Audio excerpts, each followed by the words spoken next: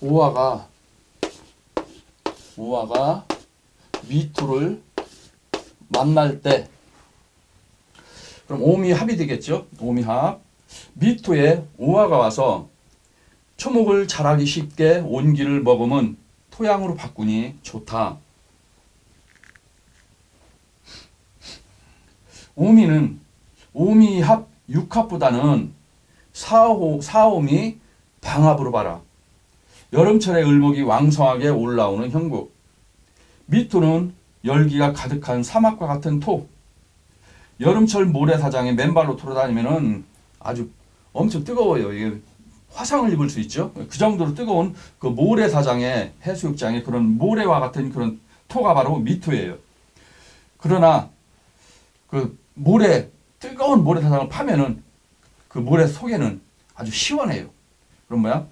위에는 지금 양의 기운이 가득 차 있기 때문에 열기가 가득 차 있지만 땅 속에는 뭐야? 음이 들어와 있기 때문에 오미 신유 술 해. 그래도 오는 오미 신유 술 해. 그러니까 오는 땅 속에서 일음이 시작이 되는 해예요. 그래서 해에서 육음이 딱 끝나고 자부터는 땅 속에는 일양이 시작이 되기 시작을 한다. 그래서 여름철 모래사장에 맨발로 돌아다니면은 화상을 입을 수 있다. 너무 뜨거워요. 그러나 그 땅 속은 시원하다. 오화와 미토가 만날 때 사준에 수가 없으면은 신금이 그러니까 신금이나 약한 금은 녹아버릴 수가 있다. 그러니까 사주에 오미가 있어요. 오미가 있는데 만약에 술중 신금이 있다. 술미 형살이 터지면은 화가 강하니까 술중에 신금이 녹아버리는 거예요. 신금일주가 가장 두려워하는 것은 바로 신금을 녹이는 정화이다. 정화. 신금과 오화의 조합. 또 신금과 오화의 조합은 뭐 화소주옥. 불로 보석을 끄실리는 거예요. 보석을 녹여버리는 거예요. 그래서 신금과 정화의 만남에서 단명사주가 나온다. 그래서 신금 옆에 정화가 이렇게 있으면은 오래 못 살아요. 오래 못 살아요. 지열이 있는 토양이니, 그러니까 땅이 아주 뜨거운 토양이니 초목을 키우기에는 적합한 토양이다. 유정하다. 유정. 그러니까 정이 있는. 그러나 이 조우가 돼야 돼요. 조우가 안 되면 안 돼요. 조우가 안 되면은 이건 식물을 키울 수 없는 토가 돼요. 그러니까 자수 하나만 들어오면 좋겠죠. 자수. 미토는 뜨거운 토이기 때문에 초목을 키우기에는 적합한 토가 아니다. 그러나 이렇게 수가 있을 경우에 조우가 돼 있을 때는 식물을 키울 수 있는 적합한 토로 바뀐다. 미토에게는 반드시 수가 들어가야 초목을 키울 수 있는 토가 된다. 수기가 없는 미중 을목은 선인장과 같다.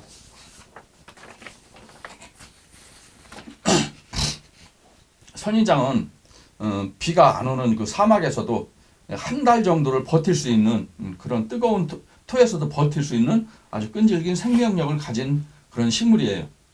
그 다음에 미토는 옆에 자수나 해수가 있으면은 나무가 잘 자랄 수 있는 촉촉한 옥토로 변해버린다. 그러니까 미토는 해수나 자수가 옆에 있으면은 옥토로 변하는 거예요. 잘못하면은 옥토로 변한다. 다음에는 오화가 신금을 만날 때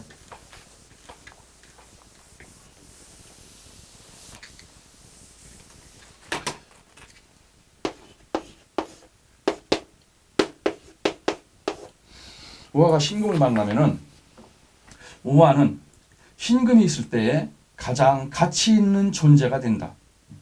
그러니까 신금을 반기는 거예요. 신중에는 임수가 있어서 신중에는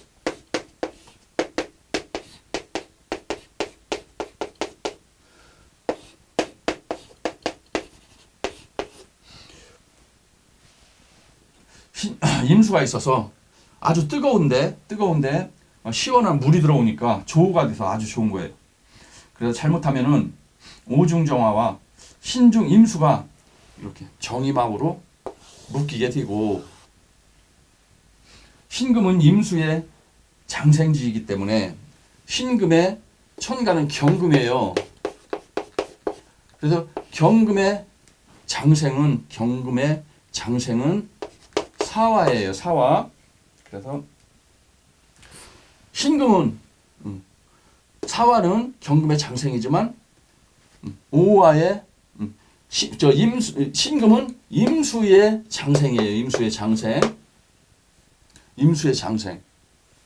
신금은 임수의 장생지이기 때문에 여기 물이 가득 찬 그런 금이에요. 지하수가 바가지로 퍼득퍼득 막 끝없이 올라오는 그런 금. 그러니까 이 신금은 물로 봐야 된단 말이에요. 그래서 신금은 임수의 장생지이기 때문에 금보다는 물로 봐야 한다. 오화는 신금이 있고 임계수가 투관이 되면은 수가 엄청 강해지고, 그러니까 오화는 천간으로 임계수가 투관이 되면은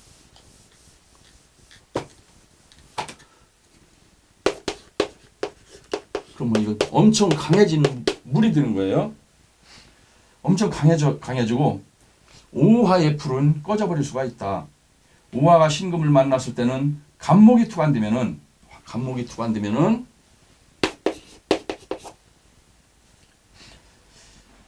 화도 강하고, 목생활을 하니까 화도 강하고 금도 강해지기 때문에 조우가 되어서 엄청 좋아진다. 그러니까 오화는 신금이 있을 때는 천간으로 간목이 있어야만이 나도 강해지고 금수도 강해지고, 그러니까 조우가 되니까 아주 좋아요.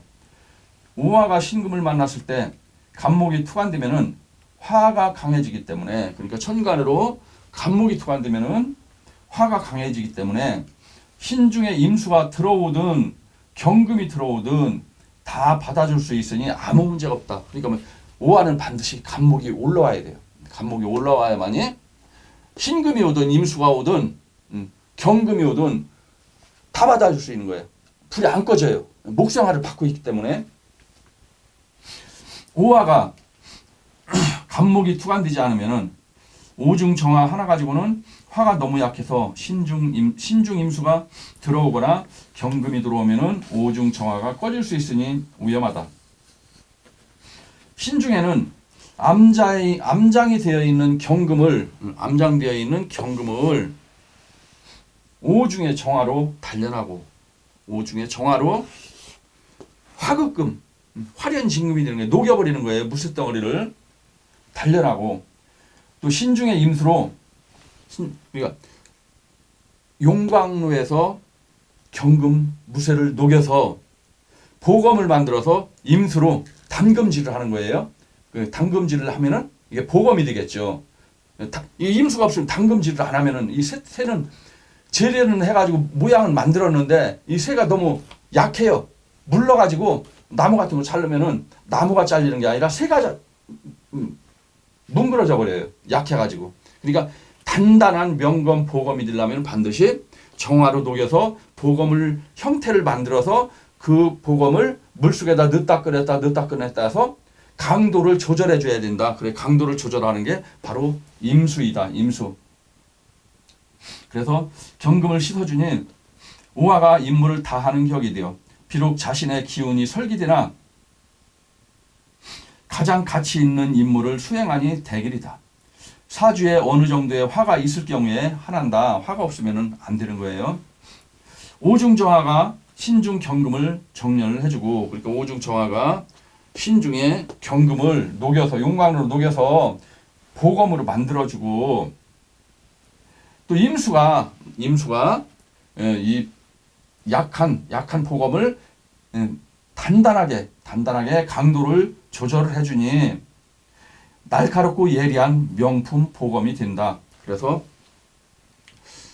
정화와 경금과 임수 세 글자가 만나면은 아주 아주 명품 보검을 만들 수 있는 그런 조건이 갖추어진 거예요. 경금일주는 정화로 재련을 하고 임수로 담금질하여 날카로운 명검으로 다시 태어난다. 그래서 정화가 용광로인데 용광로의 불이 화력이 강해가지고 쓴물을 쉽게 녹이려면 반드시 정화는 간목이 있어야 된다. 간목이. 그리고 간목을 만나서 용광로의 불길이 강해졌는데 경금이 없으면 안 되겠죠. 그러니까 여기에서 경금을 만났어요. 그래서 간목과 정화와 경금 세 글자가 만난 거를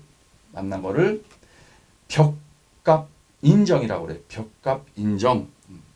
강한 불길로 용광로에 불을 붙여서 무쇠를 녹여서 보검을 만들어서 여기에 임수까지 있으면은 이건 화련진금.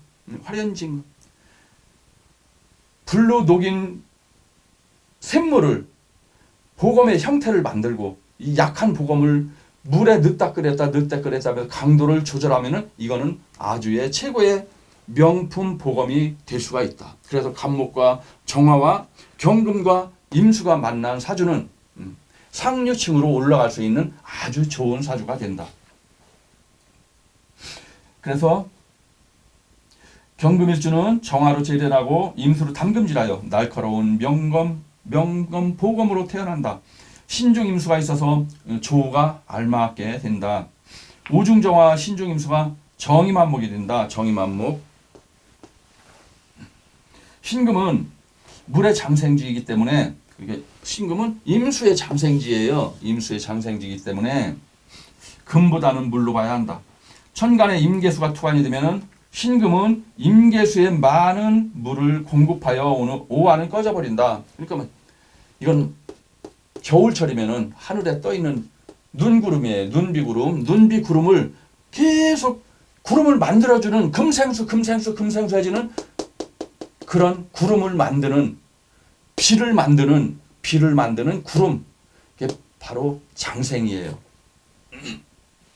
그런데 이렇게 돼 있는데 오화가 목이 없으면 이 불은 바로 꺼져버리는 거예요. 반드시 간목이 있어야 한다. 천간에 임계수가 투관이 되면 신금은 임계수에 많은 물을 공급하여 오화는 꺼져버린다. 천간으로 간목과 병화가 투관이 되었을 때 신금은 아주 좋다. 오화와 신금은 사주의 수와 화가 알맞게 균형을 이룰 때 좋다.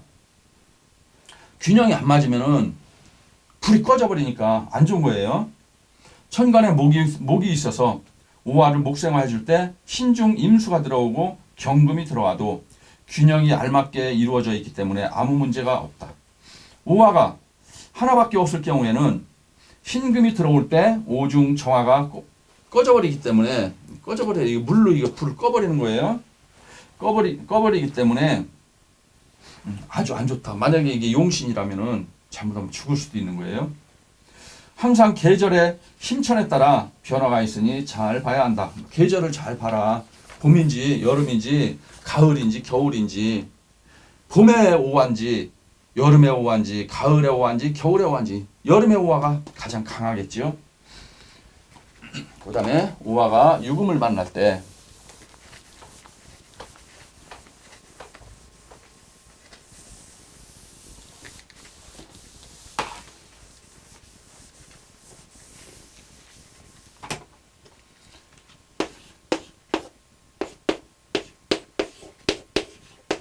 오화가 유금을 만나면은 오유파가 터져요. 오유파. 오는 경기정. 유.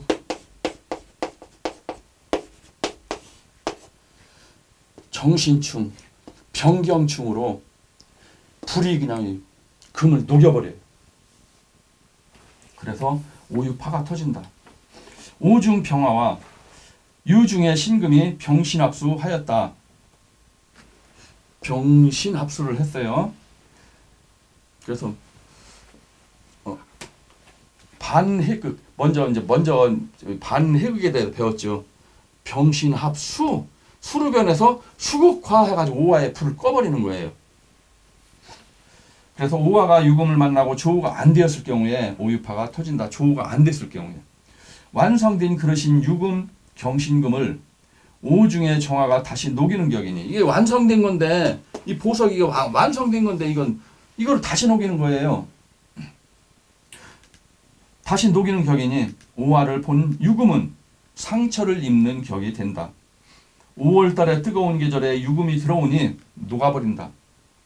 화가 약할 경우에는 오중병화가 유중의 신금에게 병실합수로 잡혀버린다. 만약에 이렇게 되거나 아니면 4월달이거나 이렇게 되면 안 잡히는데, 화가 강하면 안 잡히는데 아주 약할 때는 잡혀버린다. 병신합으로 잡혀버린다. 화가, 그러니까 내가 병화일주인데, 내가 이제 만약에 병화일주인데 화가 약한 상태에서 병신합으로 잡히면 내가 활동성이 완전히 정지되는 거예요. 밖에 나가지도 않고 집에만 붙어 있고 맨날 컴퓨터 앞에서 게임이나 하고. 화가 약할 경우에는 오중병화가 유중 신금에게 잡혀버린다. 화가 강할 경우에는 화극금으로 유금 재성을 먹을 수 있으니 나쁘지 않다. 그러니까 뭐 화가 강하면은 화극금으로 이 재성이니까 돈을 먹을 수 있으니까 괜찮아요. 오화 입장에서는 괜찮지만 유금 입장에서는 화가 강하면은 내가 그냥 불에 의해서 그냥 상처를 입어버리니까 아주 안 좋은 거예요. 그래서 화가 강할 경우에는 화극금으로 유금 재성을 먹을 수 있으니 나쁘지가 않다. 오화가 강하고 유금을 만나면은, 화가 강하고 유금을 만나면은 재련이 끝난 유금이 또다시 재련하는 격이니 상처를 입는다. 하지만 돈을 먹을 수가 있다. 만일 유금이 귀신인 사주에 5대운이 오면은 귀신을 그냥 녹여버리니까, 유금을 오화가 녹여버리니까 이때는 뭐예요? 대기라다. 사주에 금이 많아서 유금이 귀신인 경우 오화대운이 오면은 유금을 오화가 녹이는 격이니 그때는 뭐예요? 내가 지금 큰 돈을 먹을 수 있는 거예요. 아주 좋은 사주로 바뀌는 거예요. 반대로 사주에 화가 너무 많은데 아주 금이 약한데 또 화가 들어왔어요. 그럼 금이 완전히 녹아버려요. 그러면은 사주에 금이 너무 많으면은 오화의 불이 꺼질 수가 있고, 화가 많으면은 금이 녹아버릴 수가 있고. 그러니까 금이 많아서 화가, 그러니까 큰 쇳덩어리에다가 갖다 성냥불을 갖다 대면은 성냥불이 꺼져버려요. 금이 녹는 게 아니라 이거를 금다화식, 금이 너무 많으면 불을 꺼트려 버린다. 사주에서 신금유금이 금이 너무 많을 때 유금 위에 올라있던 촛불 정화는 꺼질 수가 있다. 이때 오묘파가 터진다. 그러니까 금이 너무 강한 상태에서 정화가 위에 있어요. 그럼 이 강한 금에 의해서 불이 꺼지는 거예요. 이게 금다화식. 이때 오묘파가 터진다. 5월달에 오묘파가 아니라 오유파가 터진다. 오유파가. 또 5월달에 유금을 만나면은 화가 강하고 6월달에 오화를 만나면은 금이 강해지니, 그러니까 오화가 4월달에 오화는 굉장히 강해지는 거고, 가을철에 유금은 금이 강해지는 거고, 그러니까 6월달에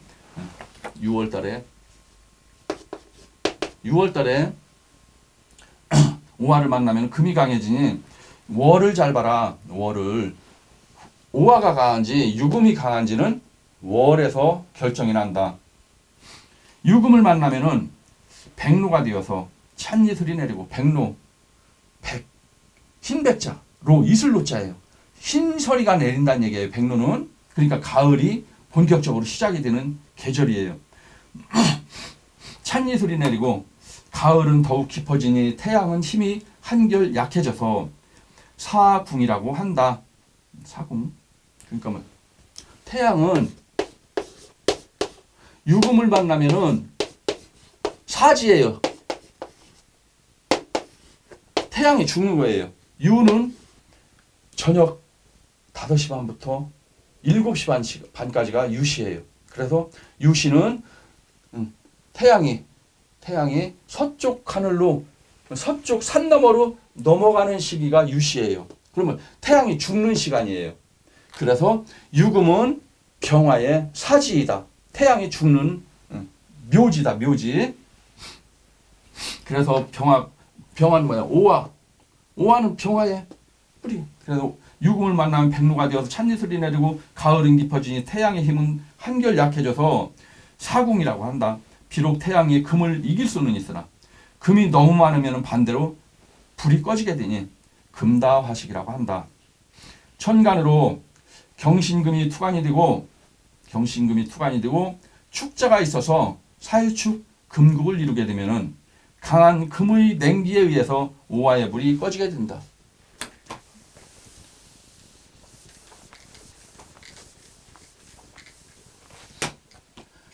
천간으로 경금이나 신금이 투간이 됐는데 이렇게 됐어요. 그럼 뭐야? 금의 기운이 너무 강해가지고 불은 꺼지는 거예요. 화가 강하면은 만약에 4월 달이다. 그러면 금이 녹아버리는 거예요. 그러면은 오화의 불은 꺼지게 된다. 그래서 화가 강하면은 화극금으로 재성은 내가 이 재성은 먹을 수가 있지만 이게 완성된 금이란 말이에요. 보석이에요. 보석에 상처를 입히니까 반드시 상처나는 일은 생긴다. 안 좋은 일이 생기는 거예요. 돈을 먹을 수 있지만. 그래서 만약에 해당 육친이 병화의 주다. 화극금이니까 재성이죠. 재성이니까 아버지나 마누라예요. 그럼 뭐야? 아버지가 돌아가시고 보험금이 들어온다든가 마누라가 죽고 보험금이 들어온다든가 이혼을 하고 마누라한테 위자료를 받는다든가 이런 일들이 벌어진단 말이에요. 이제 오화가 술토를 만날 때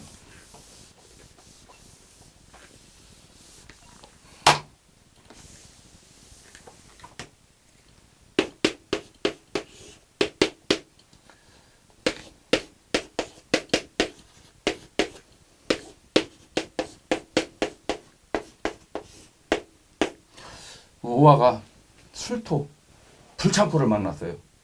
불창고를 만났으니까 이 오화의 불이 창고 속으로 들어가느냐 아니면은 옷을 합이 되느냐 그게 문제예요. 그래서 오화가 술을 만나면 옷을 합이 되는데 오화가 술토를 만나면은 술토 불창고 속으로 오화가 들어가서 불은 꺼져 버린다. 나는 없어지는 거예요. 내가 죽을 수가 있는 거예요. 화가 용신인 사람은 술토운에 용신이 인묘되니 죽을 수도 있다. 아주 안 좋은 거예요. 그런데 사주에 불이 너무 많아요. 뭐 4월 달에 태어나고 뭐 이렇게 너무 많아. 그러면은 들어가도 좋은 거예요. 들어가도. 그래서 화가 너무 많아가지고 화가 귀신일 때는 사람은 귀신이 인묘되니 오히려 좋아진다. 경금일주나 신금일주 여자는 술대운을 만나면은 술토는 불의 창고이므로 남편이 인묘될 수가 있다. 그러면은 경호일주다. 화극금 관이에요. 남편이 인묘되니까 남편이 죽을 수가 있죠. 그래서 경금일주나 신금일주 여자는 술대운을 만나면 술토는 불의 창고이므로 남편이 인묘될 수가 있다. 화가 약한 사람은 문제가 되고 화가 강한 사람은 오히려 좋아진다.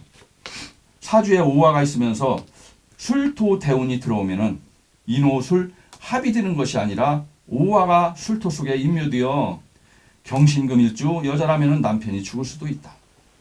남자 경신금일주는 술대운을 만나면은 관고에 화가 인묘되니 자식을 앞세울 수도 있다. 내 사주 같은 경우에는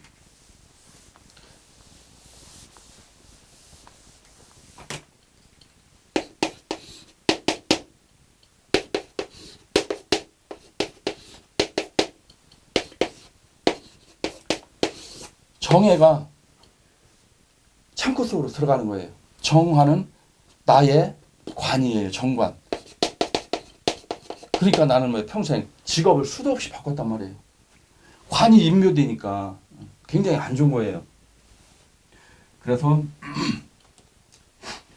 남자 경신금 일주는 술대운을 만나면은 관구에 화가 인묘되니 자식이 있으면 자식이 죽는 거고 아니면 직장이 창고 속으로 들어가니까 직장 잘리는 거예요.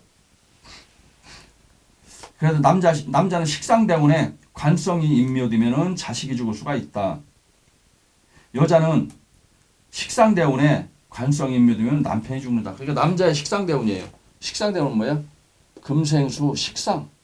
식상대운에 그러니까 해자.